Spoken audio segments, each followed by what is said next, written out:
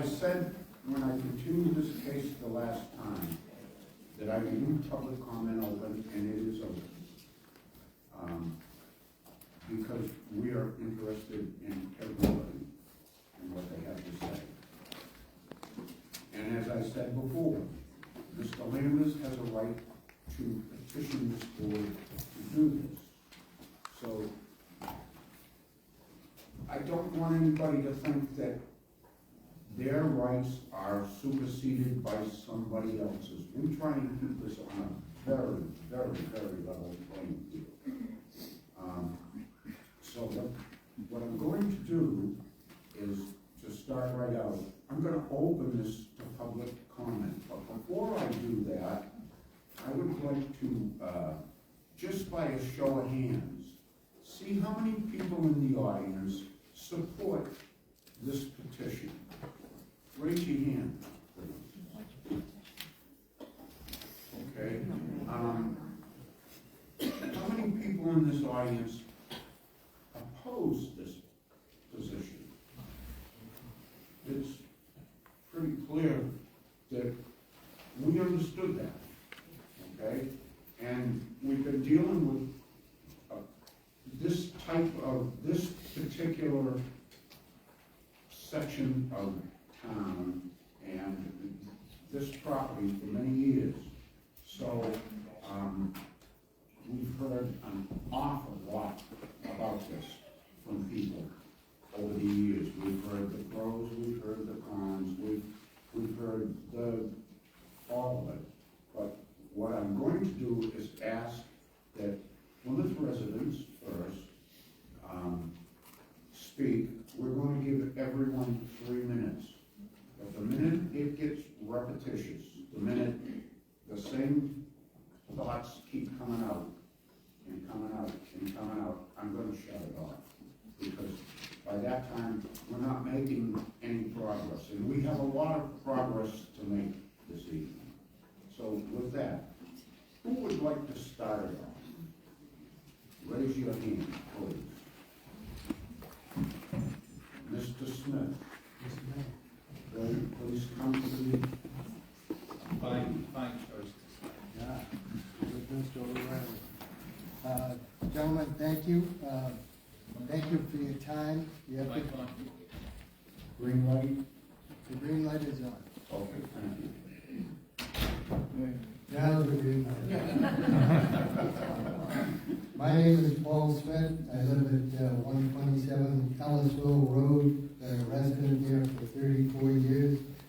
I'd like to thank the board for the time, the effort that they put into this. I know it's not without controversy, but not without all of our gratitude, okay? Out of respect for your time, I'll be brief, okay? My position is that the permit should be denied, and I say this, okay, based on safety. Okay, the proposed location is between two town-provided recreational facilities paid for by the good residents of the town. So these, in a legal term, might suggest there is some liability from having built and endorsed and maintained these recreational facilities, and now to perhaps put this hazard in the middle of it. There is foot traffic from both directions. It's between the Elmer Raymond Playground, okay, and the Hedges Pond Recreation Area. And now we know the Hall Road comes out in the middle of it, goes along Hedges Pond Road, and then turns down to Route 3. And the return route is the same. We shouldn't forget that the road, the Hedges Pond, is part of the state-designated clear salt and stall bikeway. It was specifically presided, okay, as a result of the good legislature whose daughter died in a bike-car accident. This bikeway goes all the way from Boston to Providence. It's supposed to allow for a 4-foot wide right-of-way for the bikers as they travel in both directions, okay? My wife and I, okay, I made her do it, okay, she was very patient. Okay, we have walked the proposed route from the site to Route 3.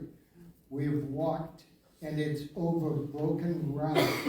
Okay, there's no sidewalks. And we've had to walk single file in many of the places. There's no sidewalks, and there are no traffic controls, even though there are busy intersections that have to be crossed by the cyclists, by the children walking back and forth.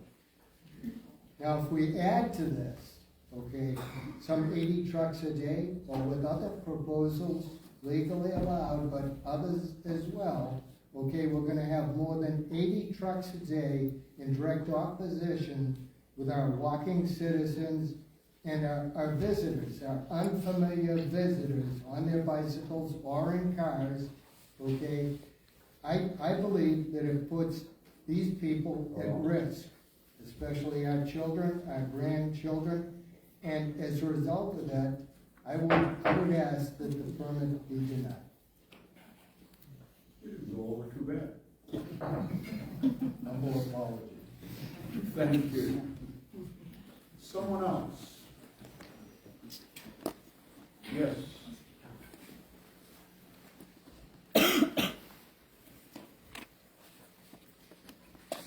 Good evening.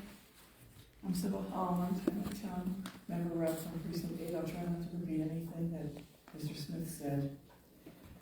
I was a teacher for 42 years.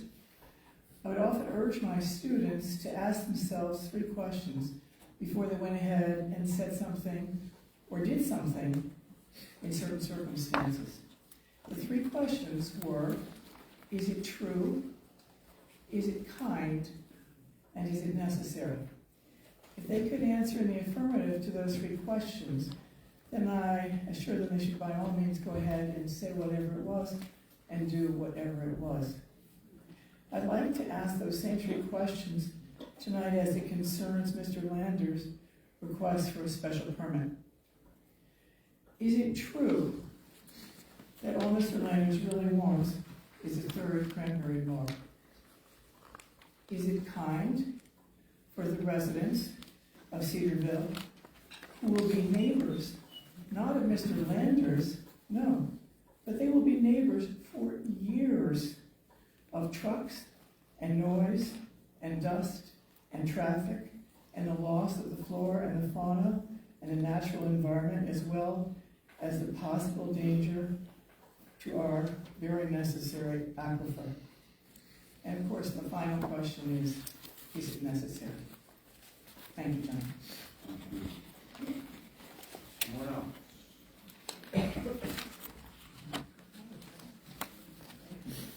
Yes, right here, please.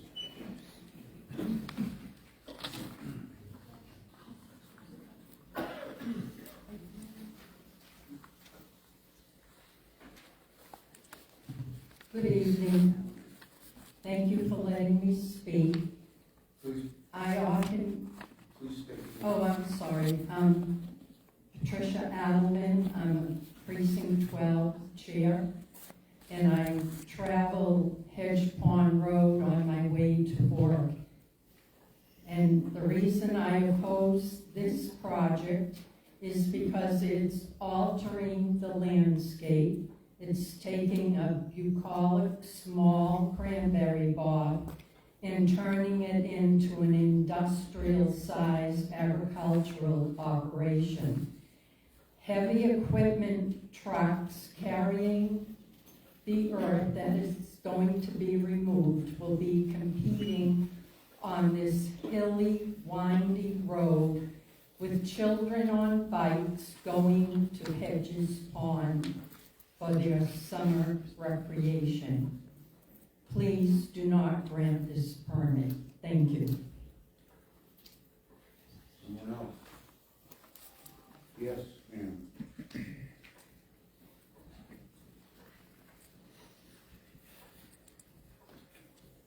Hello, my name is Megan Ash. I'm a resident of Cedarville. I'm a citizen of Plymouth and local to Cedarville. My family and I love our local community. And one of the things we love most about where we live is the beautiful, unique environment of the Pine Barrens of Ellisville Harbor, our local freshwater spring, Hedges Pond and the surrounding nature trails, and so much more. We are deeply upset at the town's imposition on the Cedarville community to profit off the desecration of sacred Indigenous land, to ignore the wishes of our local Indigenous leaders, to carelessly destroy ecosystems, to sell our hilly landscape protective to climate change for the profit of sand mining, and to increase traffic and construction in an area that's already plagued by PA landers. We don't want this. We are also concerned about some of the information provided by the town and developers. This project does not seem well thought out or curated to the local environment that is being built in. It seems the plan is to make our little Cedarville town into an even more car and traffic-centered area, catering to those passing through and not to the local residents who enjoy the local resources and businesses. This whole plan and the process in response to concerns has appeared disingenuous and cynical. The town is literally bulldozing over the wishes of local residents, as well as our Indigenous community, who have seen enough land theft and desecration without the town of Plymouth continuing to add insult to injury. We are tired of Plymouth brushing the rights and concerns of local tribal leaders aside. It's offensive, and shows a complete lack of consideration for a people that have the deepest roots in this community and in this land. Thank you. Thank you. Someone else? Oh, yes. All right.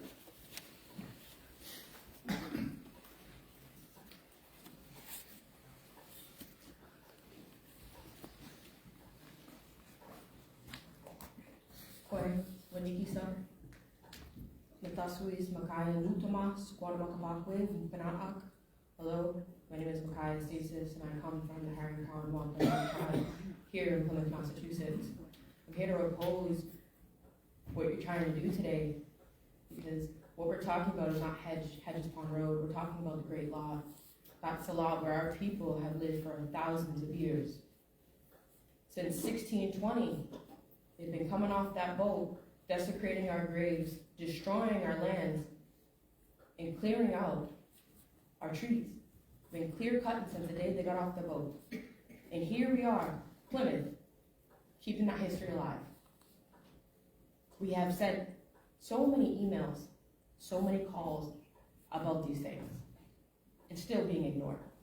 There's no reason that I am, as a 24-year-old woman, standing up here in front of a bunch of grown men that are probably 3 times the age I am, to have to explain to you how inhumane what you're doing is. So when? Excuse me, we're not going to get into a discussion about what has harmed or wronged or done This is for public comment. generations and years and stuff. Excuse me. It's her time. No, excuse me. It's her This time. is not. It's her time. Cut her off. Hold on. Listen, we're not talking about. Stop, please. We're not going to do that. What you're talking about is in this board can't act on it. This board has no authority to even look at what you're talking about. We're talking about the land right here. Yes, we're talking about the Okay. land, but we're not talking about your ancestors and what we did wrong with them. It's and not all about the that. past, we're talking about the present. The You're present. still doing that, And- currently. And the present is, do you have standing? Do you own? Yes, I understand, because there was no treaties that were given to you guys to steal our land. What treaty? Enlighten me. Show me. Show me that. Enlighten me. Ma'am, There's no.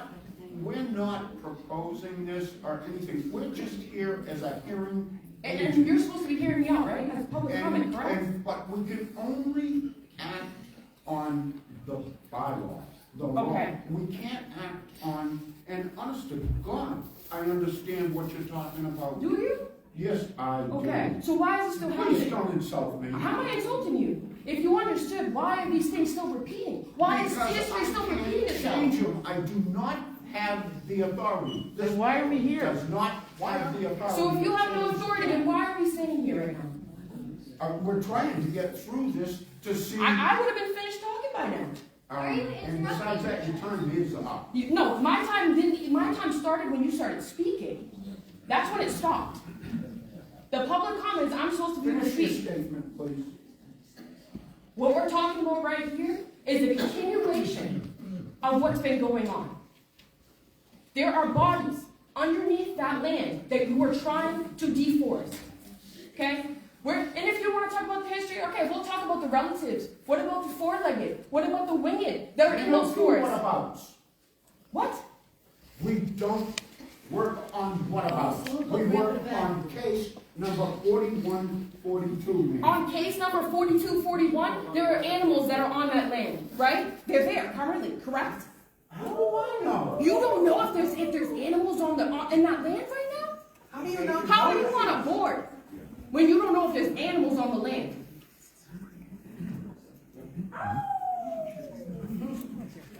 I'll give you my 3 minutes. There you go. Keep doing what you're doing. Repeat history. Good job, Plymouth. Doing great.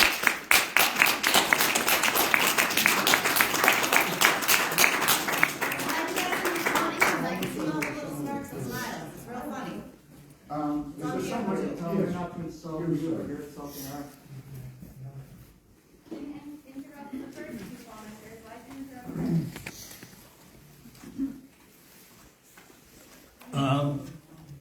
Ma'am, if you're not done, I'll leave my minutes to you.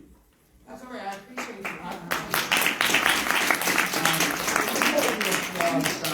Let's just get this over. I'll be short and sweet. I don't want, Dan Bell, 9 Stetson Court, Precinct 12.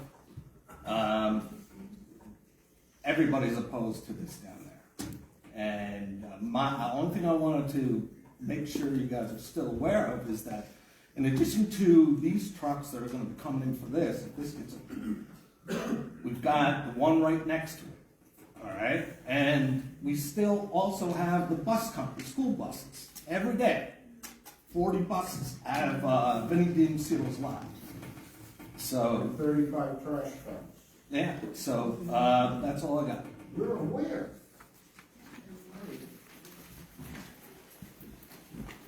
Someone else. Thank you.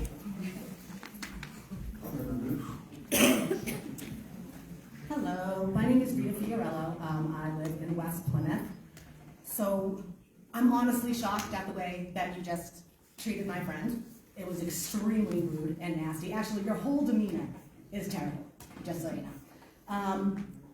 We live in a town that celebrates our heritage all the time through parades. We have the Jenny, we have all of these people. And part of that is our friendship with the Native Americans. So their heritage is also important. You guys, I mean, if we go over to the burial hill with shovels and start digging up those bodies, is that going to be okay? I'm asking because that's literally what you're doing to these people. And I also have a huge problem with the fact that, you know, we have a nonprofit involved in a lot of this land selling, the Plymouth Foundation. The guy who runs the nonprofit runs tourism and economic growth for the town of Plymouth. How is that not a huge conflict of interest? It is. There's a lot of shady dealings going on in this town, and we need to start paying more attention to it. And that includes you guys. That's it. Thanks for your vote. Absolutely welcome. Go right ahead. But this is getting to where it's all repetitious. Oh, I thought we all said totally different stuff. All different comments about the same thing. Mr. Magoo wants to go home and get to bed. Let's just get this over with, guys, because it's not important. Every comment was different, for the record. Hello, everyone. So, my name is Caleb Stolowski. We can't hear you. Sorry. My name is Caleb Stolowski. I live at 4 Buckskin Path.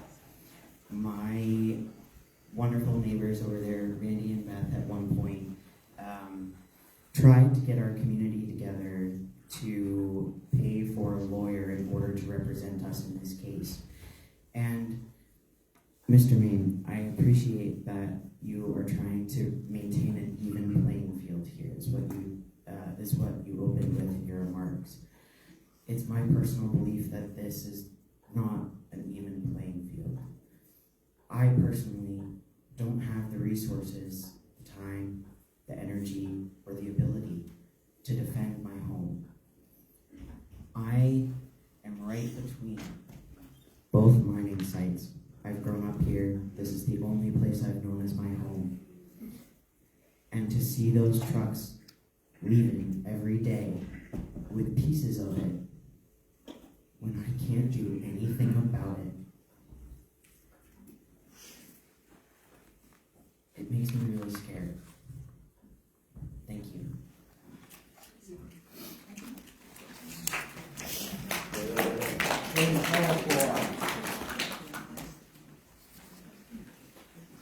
My name is Kerry Kearney. I live on Treetop Way. The Anderson Bog is directly southwest of me, which means it's in the direction of the prevailing wind. During that construction project that lasted for a couple of years, it was nothing short of a nuisance. The noise and the dust inside our house and out was just terrible, and there was no getting away from it. And this project is moving a little bit north. It's going to have less impact on me, but it's going to have more impact on some of my neighbors. So I'm asking you to consider that this was a nuisance. I have direct experience with it. This project will be a nuisance, and I'm asking you to deny it.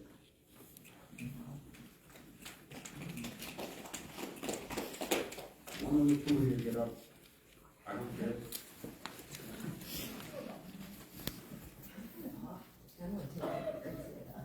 Hi, my name is Carol Beggs. I live at 21 Buckskin Town. Can I start with a question to the board?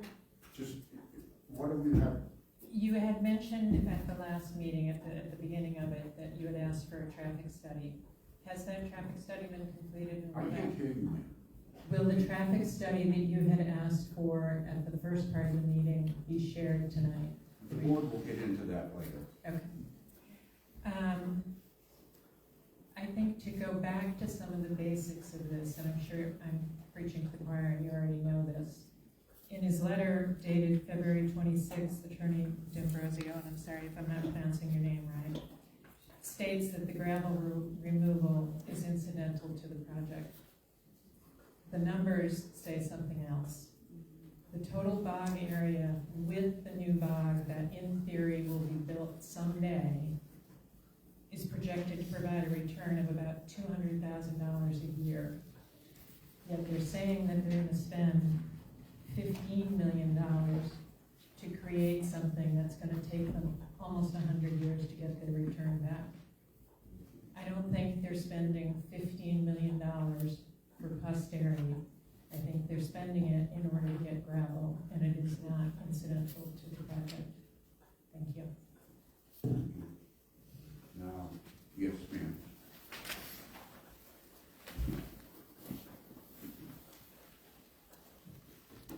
Good evening. Martha Beautrain, Precinct 4. I'd like to comment on the problem with anyone who's walking in that area. As a former physical therapist who understands and values the ability of every one of us to be able to engage in physical activity, that the ease of walking and biking is one of the best examples of an everyday lifestyle that includes physical activity. And I think that even if there were sidewalks there that were safe and 4 feet wide passageways for the bikes, it's not a safe situation with all those trucks for all the years that they're talking about, and the number of trucks that would be going along that walkway. I would recommend that you do not pass this in, just from that point of view.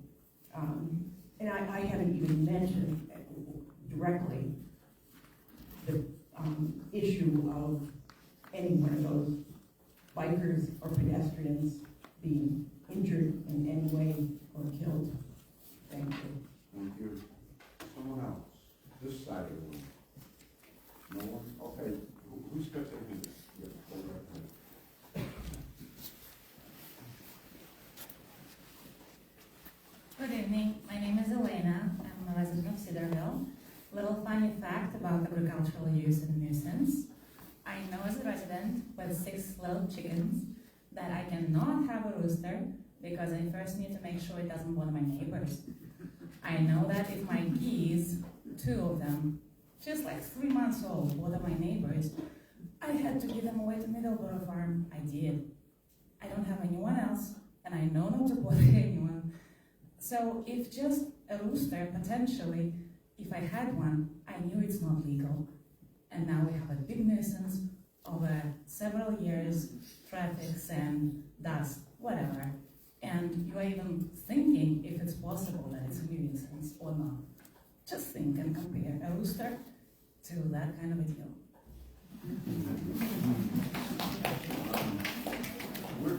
We are not really hearing any new information. And we're just hearing personal stories, in essence. And we have to have facts to deal with. We're not hearing any. So, please go ahead, but I'm going to shut this off pretty quick.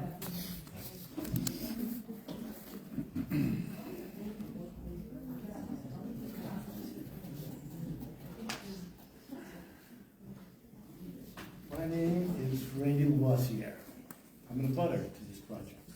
One of these maps, if you put it up there, you'll see my name on it. I live at 67 Quail Run. I'm also an accountant. Between late 80s and early 90s, I worked for Ocean Spray Cranberries. And I've got a lot of knowledge of the cranberry industry and how it works. I know a little bit about the statistics within the cranberry business. And what I would tell you is I did a little research over the course of the last few years, between 21 and 23. In Massachusetts, the average per acre harvest was between 150 barrels of cranberries, between 150 and 192 barrels. So the price of cranberries have been going down. The market for cranberries peaked in the late 90s. It went up as high as like $59 a barrel. Right now, the price on cranberries is about $36 to $38 a barrel. So if, in fact, the reality here is that right now, the bogs that are in that location, there's 17.2 acres of bogs. If you looked at, just go on the high side, at 192 barrels per acre, you can see that based on prices in 2022, based on the bog that's there, he made $122,000. If he increases his acreage, he's going to increase it by 9.08. That's based on this information here on this package which I received from somebody, Carol, as a matter of fact.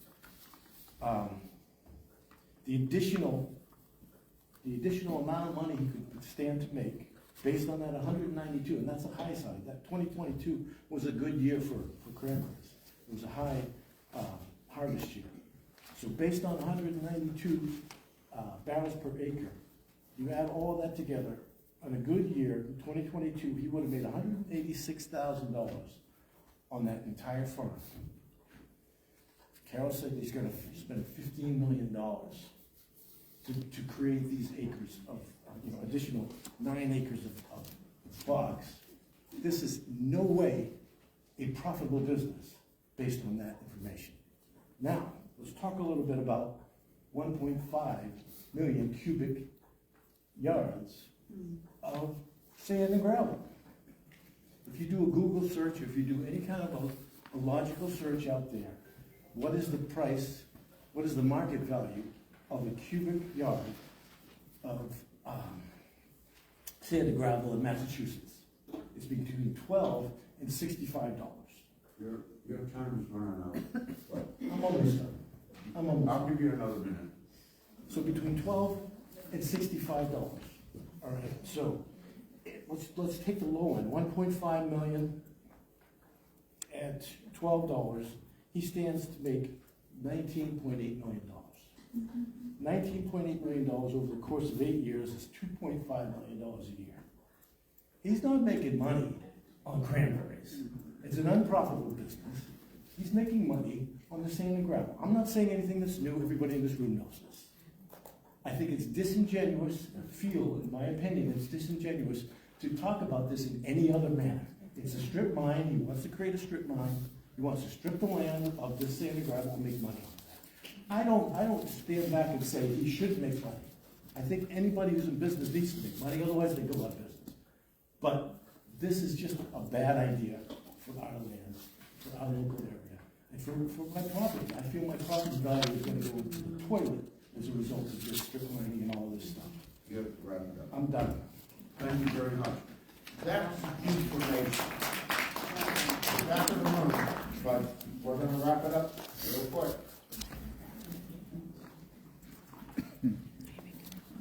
I'm sorry. Amy, one comment? Yeah. First, I want to start by saying all of our voices are unique and important.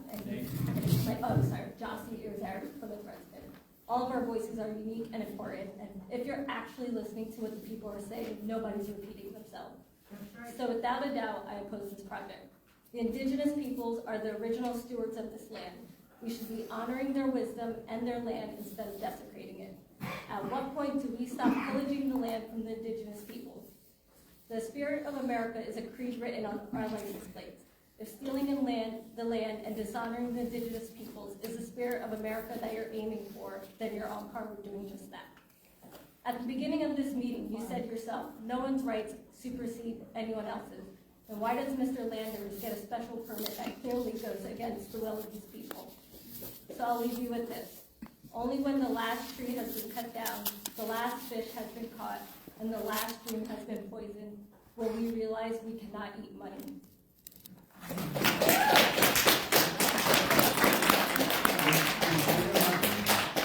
of these cases, we've heard enough family situations about this permit, and we have heard some very interesting factual information. But at this point, I'm going to bring this back to the board because we have to move on.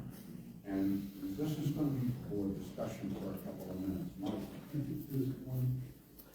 Yes, go right ahead. And only with the attorney, please. And then I'm going to shut it off. Thank you, good evening. And you have 3 minutes. Thank you, I'm aware of that. Can everyone hear me okay? Yeah. Thanks. We represent Save the Pine Barrens, which, as you may know, is a non-for-profit corporation. Sorry, thank you. I'm attorney Nathaniel Stevens. Turn the microphone on or speak closer to it. Is that better? Yes. Thanks. Okay, thanks. I'll start over again. I'm attorney Nathaniel Stevens from McGregor, Legier, and Stevens in Boston. I represent Save the Pine Barrens, which, as you may know, is a not-for-profit corporation whose purposes include preserving, protecting, and stewarding the lands of eastern Massachusetts, including the rare Pine Barrens ecosystem, which is partially on this project site, as well as the Plymouth Carver Sole Source Aquifer, which is below the site, which provides groundwater for over 150,000 people. We submitted letters in opposition dated December 16th and February 14th. Even with the project changes, which we've reviewed, the project still fails to meet the requirements for a special permit. The project is not appropriate for the rural residential zoning district, whose purpose is to preserve the natural rural character of the presently rural areas of the town. While cranberry agriculture might be a part of Plymouth's rural character, earth mining certainly is not. Also, the applicant has not shown that there will be no hazard to pedestrians or vehicles, as detailed in a letter from Fuss and O'Neill, which is also submitted on December 16th, and Ms. Tyler DeRuiter, an engineer, is here to speak about that. We understand that a traffic consultant has been engaged, and we hope to hear about more about that this evening. The project also will be a nuisance and have an adverse effect on the neighborhood, as you've heard from many of the people speaking this evening. And the project fails to meet additional standards. The project's duration exceeds the 2-year limit, which is set in your bylaw, and the project fails to conserve natural features by excavating and removing about 50 acres of land and forest to depths of at least 50 feet. This is hardly conserving the natural features and instead consumes them. And the project is not in harmony with its surroundings. As you know, There are many residential properties within the area.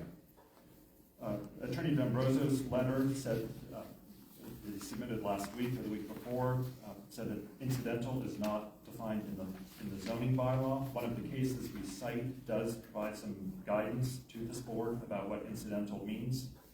And from the Old Colony Council, Boy Scouts versus this zoning board, in fact, the court says incidental is a term which, when used in the context of zoning, often incorporates the concept that the use must not be the primary use of the property, but rather which is subordinate and minor in significance.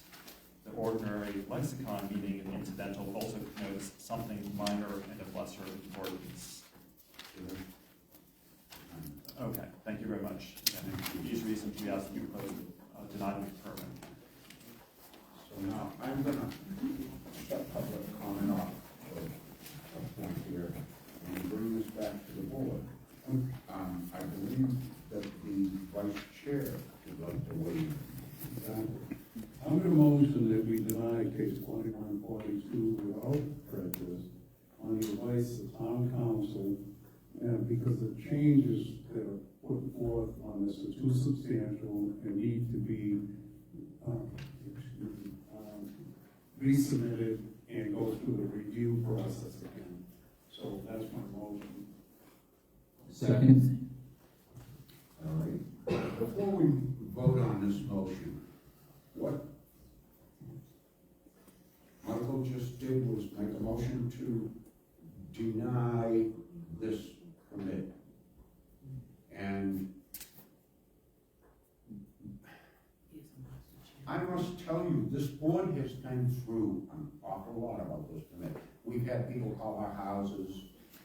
I live in Cedarville, and people walk by my house all the time because I live where they can, near a place to watch the ocean.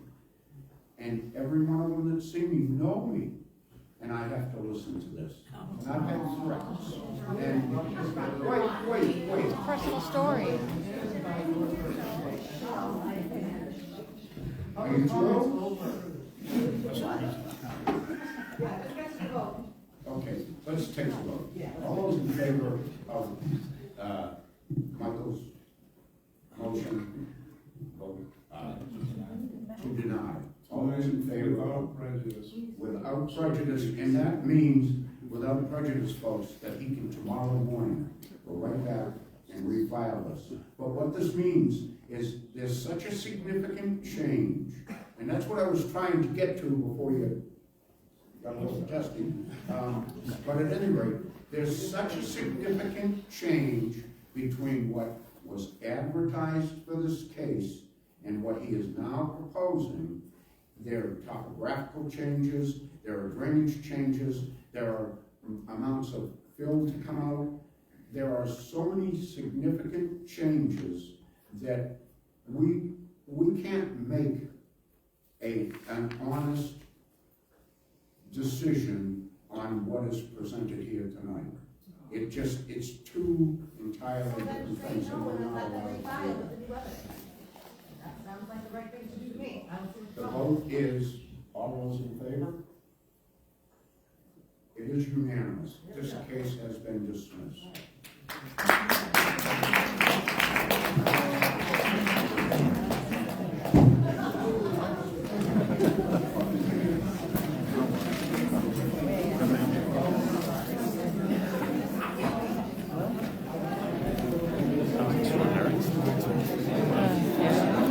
feel like they just wanted it down the road, so it's just gonna be another.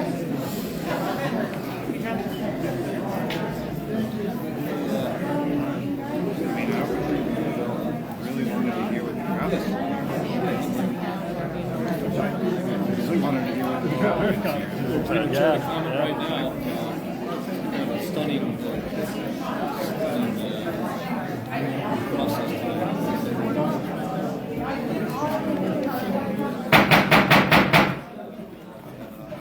We've got more stuff to go through, so if you're not here for the next thing, we're not answering any more questions about this. It's over with. Please clear the room. We have business to take care of.